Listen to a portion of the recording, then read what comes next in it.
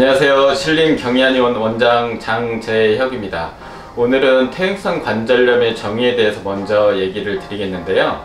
퇴행성 관절염이라는 것은 우리가 흔히 아는 연골이 손상되거나 퇴행성 변화에 의해서 그 관절을 둘러싸고 있는 주변의 뼈나 근육, 인대 이런 것들이 손상되어서 통증이나 염증이 생기는 질환을 얘기합니다.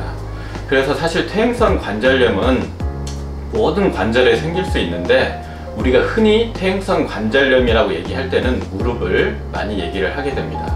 그래서 오늘 모든 관절을 얘기 드릴 수는 없고 무릎의 퇴행성 관절염에 대해서 주로 얘기를 드리겠습니다. 퇴행성 관절염이라고 하면 굉장히 놀라는 분들이 많은데요.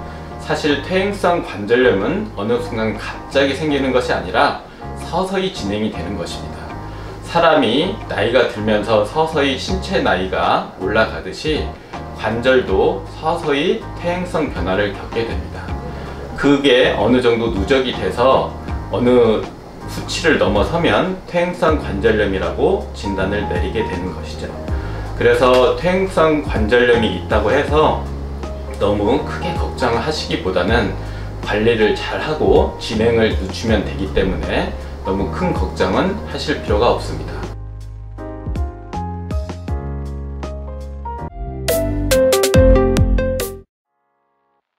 두 번째로 퇴행성 관절염은 어떻게 진단을 하게 되나 이것에 대해서 말씀을 드리도록 하겠습니다.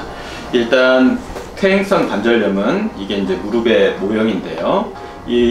그 위에 있는 연골과 아래에 있는 연골이 일정한 간격을 두고 있는 것이 정상적인 무릎 관절인데 이 간격이 정상 이상으로 좁아져 있을 때 퇴행성 관절염이라고 진단을 하게 됩니다. 또한 이 관절의 끝면이 경화, 즉 단단해지면서 엑스레이를 찍었을 때 검게 변화가 나타나게 되면 퇴행성 관절염을 의심해 볼 수 있습니다.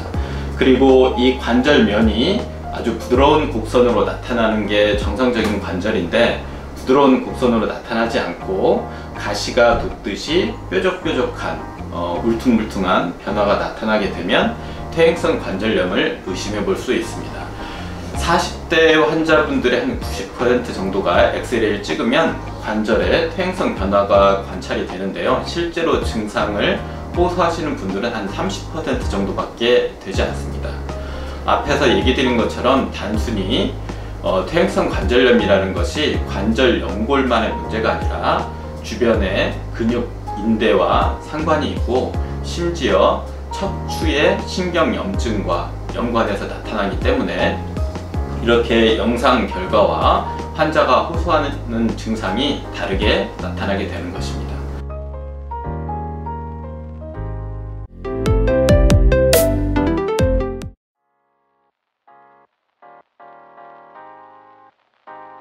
퇴행성 관절염이 치료가 가능한지 이 부분에 대해서 궁금해 하시는 분들이 많으신데요.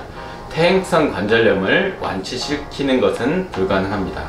그 이유는 퇴행성 관절염이라는 것이 연골의 퇴행성 변화로 인해서 나타나는 것인데 이 퇴행성 변화가 나타난 연골을 재생시키는 것은 늙은 세포를 다시 젊게 만드는 것과 같기 때문에 거의 불가능에 가깝습니다.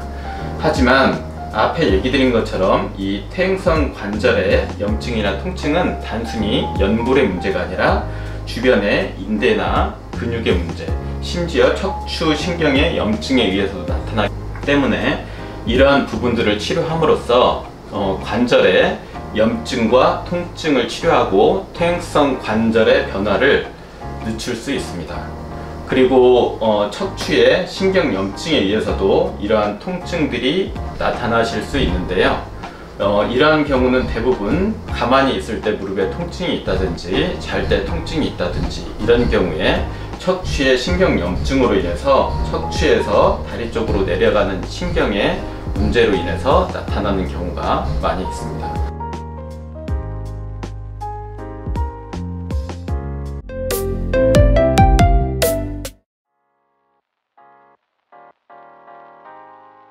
그러면 퇴행성 관절염이 있는 분들이 평상시에 어떻게 관리를 하면 좋은지에 대해서 말씀을 드리도록 하겠습니다. 한 4가지 정도 관리법을 말씀을 드릴 텐데요. 첫 번째로 정말 지겹게 들으셨겠지만 비만, 체중을 관리하시는 것이 중요합니다. 체중을 5kg 정도 감량했을 때 통상적인 경우에 무릎 관절염의 통증이 50% 줄어든다는 보고가 있습니다. 그리고 두 번째로 퇴행성 관절염의 경우에 무릎을 안 쓰시는 것이 제일 좋겠지만 일상생활을 하면서 무릎을 쓰지 않을 수는 없기 때문에 무릎 보호대를 일상적으로 착용하면서 무릎 관절의 부담을 최대한 덜어주시는 것이 좋습니다. 그리고 세 번째로 아까 얘기 드린 것처럼 단순히 무릎 관절이 연골만의 문제가 아니라 주변에 근육과 인대와 연관이 있기 때문에 무릎 쪽에 근육을 키워주시는 것이 무릎 관절의 부담을 덜어줄 수 있습니다. 특히 그 중에서도 허벅지 근육을 강화시켜주는 것이 중요합니다. 무릎 근력을 강화시키는 운동을 할 때는 특히 무릎에 체중이 실리지 않는 상태에서 하는 것이 좋기 때문에 제일 좋은 것은 물속에서 걷기 운동을 하시는 겁니다. 하지만 이게 여의치 않을 때는 자전거 운동을 하시는 것도 좋고 특히 실내 자전거를 이용해서 무릎에 체중이 실리지 않은 상태에서 운동을 해주시면 더욱 좋겠습니다. 그리고 허벅지 근육의 강화도 중요하지만 몸의 자세를 잡아주는 근육인 코어 근육을 강화시켜주는 운동도 굉장히 중요합니다. 코어 근육이라고 하는 것은 복부, 그 다음에 허리, 둔부 이러한 부위의 근육들을 얘기하는 것이고 코어 근육을 강화시켜주는 대표적인 운동이 바로 플랭크 운동입니다. 유튜브를 검색해 보시면 그 코어 운동에 대해서 나오니까 그것을 보고 따라 하시면 되겠습니다. 네 번째로 일상생활에서 쪼그려 앉는 동작이 무릎에 큰 부담을 주게 됩니다. 그래서 가능한 바닥에서 생활하고 자식 생활을 피하고 소파라든지 의자, 침대 생활을 하는 것이 무릎에 부담을 덜 줄 수 있습니다.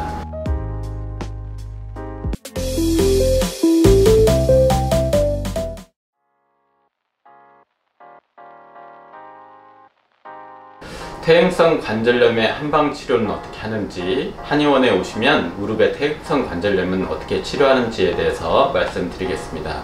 먼저 침 치료가 있을 텐데요. 침 치료는 일단 무릎 관절 주변의 경혈과 무릎 주변을 흐르는 경락을 치료함으로써 무릎 관절의 기혈 소통을 원활하게 합니다. 통증이 있다는 것은 기혈의 흐름이 원활하지 못한 것인데요. 무릎 관절 주변의 기혈 소통을 원활하게 함으로써 통증과 염증을 치료하고 관절의 퇴행성 변화를 늦출 수 있습니다. 두 번째로 약침 치료를 할 수가 있는데요. 무릎 관절과 관련된 봉공근, 대퇴사두근, 정경골근, 후경골근 등의 무릎 주변 근육들의 경결을 풀어주고 손상을 회복시켜 줌으로써 무릎 관절의 부담을 덜어주고 통증을 치유할 수 있습니다. 그리고 이러한 약침 치료가 약하면 똑같은 원리로 해서 외선 치료를 하실 수 있습니다. 세 번째, 화침 치료가 있는데요. 퇴행성 관절염의 통증이 무릎 내층에서 가장 많이 나타나게 되죠. 이처럼 무릎 관절의 인대에 문제가 올 때도 무릎 내측 인대에 문제가 오는 경우가 가장 많습니다. 이러한 인대에 문제가 있는 경우에 화침 치료를 통해서 인대를 강화시켜 줌으로써 통증을 치료할 수가 있습니다. 그리고 이러한 분들의 특징은 특히 계단을 내려갈 때 통증이 심하다는 경우가 많은데 이러한 경우에 무릎 내측 인대에 문제인 경우가 많기 때문에 화침에 적응증이 되실 수 있습니다. 네 번째로 한약에 대한 치료를 하실 수가 있는데요. 한약은 퇴행성 관절염을 앓고 계시는 모든 분들에게 항상 하는 치료는 아닙니다. 하지만 몸이 많이 쇠약해져 있다든지 근력이 많이 떨어져 있다든지 이러한 경우에 한약을 쓰시는 것이 좋고 독활이나 상기생 등의 관절을 강화시켜주는 약재를 씀으로써 관절을 강화시키는 데 도움을 줄 수 있습니다.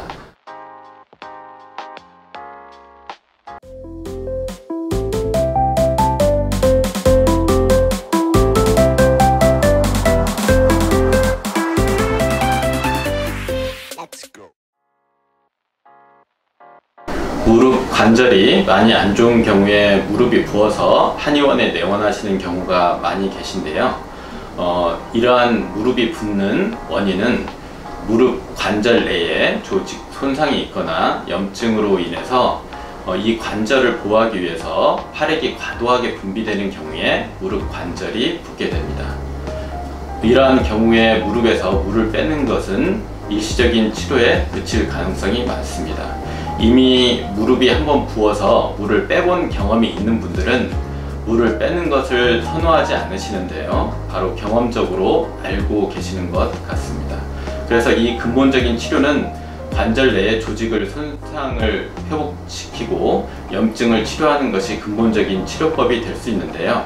앞서서 얘기 드린 것처럼 침, 약침, 파침 등을 통해서 관절 주변의 인대와 근육을 치료해주면 관절의 부종이 저절로 가라앉으실 수 있습니다.